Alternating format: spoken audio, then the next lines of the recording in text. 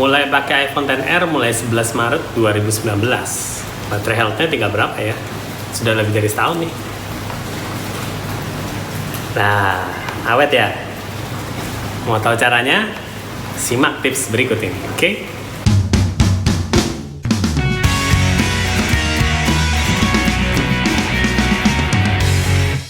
Jadi tips pertama adalah Anda jangan tunggu baterainya di bawah 50%.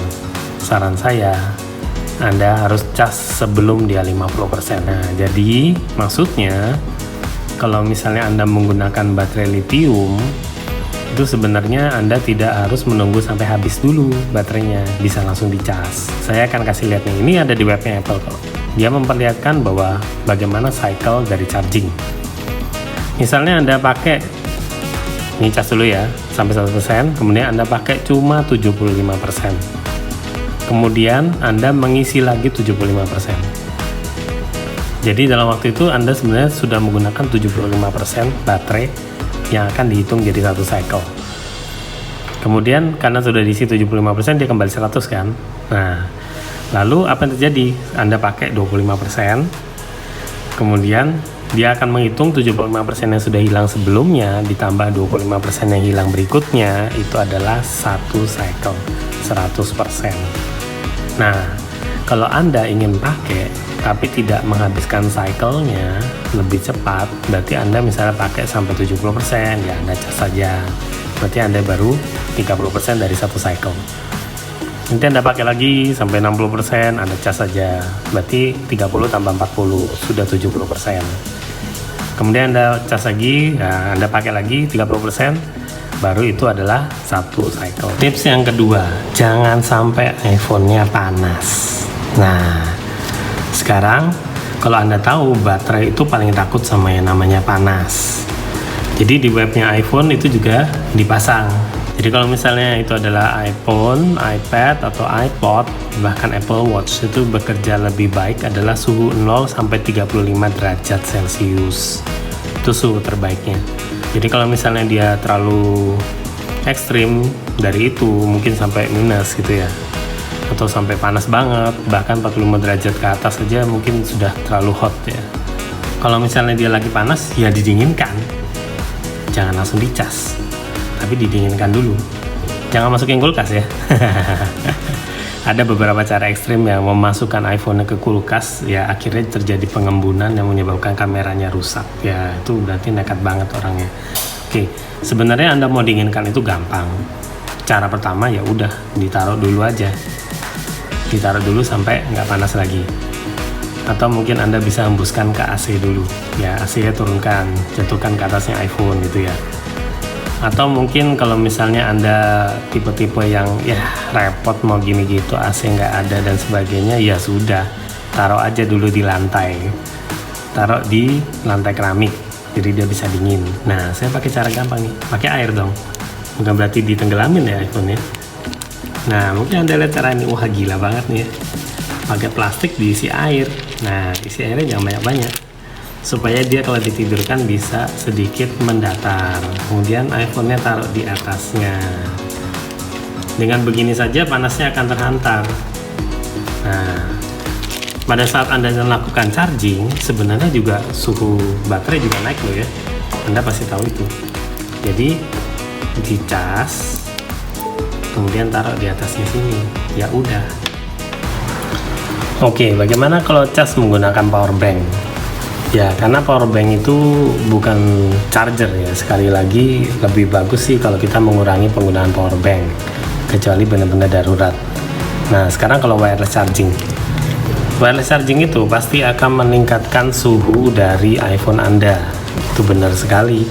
Nah, terus tidak disarankan dong, kenapa terus dibikin? Ya, itu hanya untuk keadaan darurat. Anda mau ngecas, kalau misalnya takut dia punya slot bahwa lightning ini rusak, ya udah Anda lakukan wireless charging. Nah, supaya nggak panas terus gimana? Ya ini ditempelkan aja airnya. Cukup ditempelkan saja, tidak usah aneh-aneh. Kalau Anda mau taruh di atasnya pun tidak apa-apa, silahkan. Jadi cukup ditempelin aja, dia tidak akan panas. Nggak percaya, coba aja. Dan tentunya kembali ke tips yang nomor 2 tadi, karena sudah jelas iPhone itu takut panas, jadi Anda tidak boleh menggunakan pada saat lagi di charge, apapun alasannya. Saya cuma lihat sosmed kok gitu. Selama dia menggunakan otaknya, prosesornya, suhu bisa saja naik. Dan selama Anda ngutak-ngutak walaupun cuma gini-gini aja, tetap aja suhunya akan naik. Jadi kenapa? Karena dia sedang digunakan, berarti hardware sedang bekerja. Jadi sebaiknya kalau lagi di cas ya udah biarin aja, jangan pakai dulu. Ada yang telepon ya biarin, jangan diutak-utak ya. Oke, sangat mudah kan? Jadi mulai hari ini siapkan kantong plastik dan airnya. Wah, tips ketiga alias terakhir. Loh, kok cuma 3? Loh, ngapain banyak-banyak? 3 aja udah cukup kok. Nah, yang ketiga adalah gunakan charger original. Nah, oke, kalau Anda beli iPhone kan pasti dia dibawain charger ya. Jadi ada chargernya, ada kabelnya, ini original. Nah, terus kalau misalnya beli second gimana dong? Biasanya kabel dan casnya nggak original, tapi OEM. Oh, jangan khawatir, Anda boleh beli. Nah, di luar sana ada merek-merek yang sudah MFI ya. MFI itu made for iPhone. Jadi misalnya Baseus ini boleh, atau Anker lah, Aoki lah, ada banyak sekali ya. Ada banyak pilihan di luar sana yang bisa Anda gunakan, begitu pula chargernya, Aoki, Anker boleh juga. Kemudian ada mitos ya, katanya nggak boleh nih kalau dicas sambil ditinggal tidur. Nah, justru Apple mengeluarkan di webnya bahwa boleh dong.